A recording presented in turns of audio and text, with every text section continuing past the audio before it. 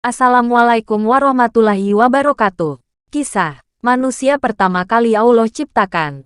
Allah menceritakan penciptaannya kepada para malaikat, bahwa Allah akan menciptakan manusia sebagai khalifah di muka bumi. Sebagaimana firman-Nya, yang artinya, ingatlah ketika Tuhanmu berfirman kepada para malaikat, sesungguhnya aku hendak menjadikan seorang khalifah di muka bumi.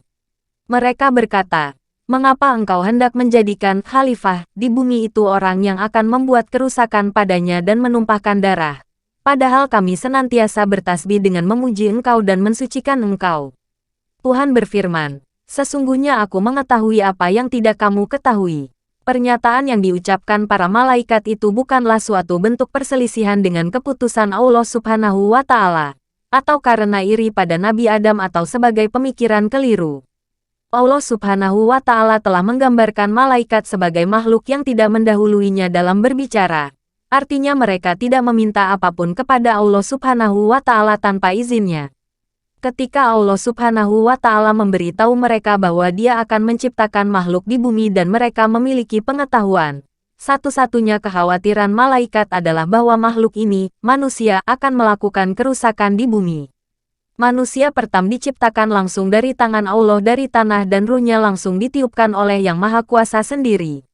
Selain itu, Nabi Adam alaihissalam juga dibekali dengan akal yang membuatnya mampu mempelajari, mengamati, dan memahami sesuatu.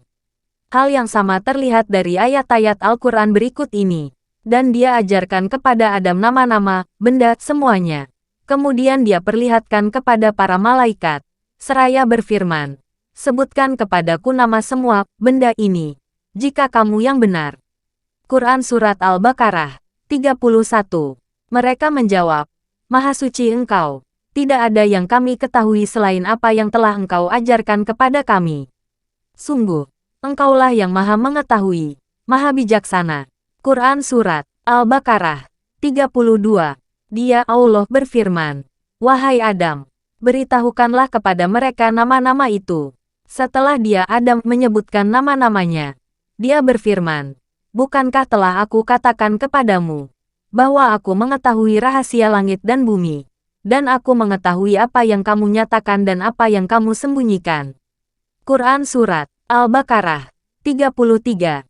Allah menyatakan keutamaan Nabi Adam alaihissalam di atas para malaikat, karena dia mengajarkan kepada Adam, daripada mereka, nama-nama ilmu segala sesuatu, yaitu nama-nama yang digunakan manusia, seperti binatang, langit, bumi, darat, laut, termasuk nama-nama spesies lainnya.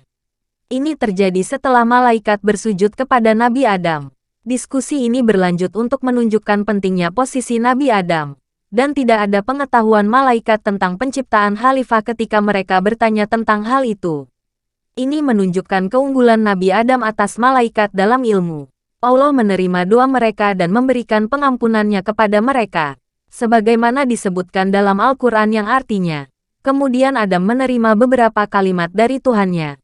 Lalu dia pun menerima tobatnya. Sungguh, Allah Maha Penerima Tobat, Maha Penyayang. Quran Surat Al-Baqarah 37. Ibn Asakar melaporkan bahwa kisah Nabi Adam menangis selama 60 tahun karena kehilangan surga dan 70 tahun karena kesalahannya. Allah menerima taubat mereka karena ikhlas tetapi juga menjauhkan mereka dari berkah surga. Baik Nabi Adam dan Hawa meninggalkan surga dan turun ke bumi. Allah mengatakan kepada mereka bahwa bumi akan menjadi wilayah dan asal mereka di mana mereka akan hidup dan mati. Sebagaimana disebutkan dalam Al-Quran, Allah berfirman, turunlah kamu sekalian, sebagian kamu menjadi musuh bagi sebagian yang lain. Dan kamu mempunyai tempat kediaman dan kesenangan, tempat mencari kehidupan, di muka bumi sampai waktu yang telah ditentukan. Allah berfirman, di bumi itu kamu hidup dan di bumi itu kamu mati. Dan dari bumi itu pula kamu akan dibangkitkan. Quran Surat Al-A'raf pukul 7.24-25. Demikianlah kisah manusia pertama kali Allah ciptakan. Semoga bermanfaat. Amin ya Rabbal Alamin. Assalamualaikum warahmatullahi wabarakatuh.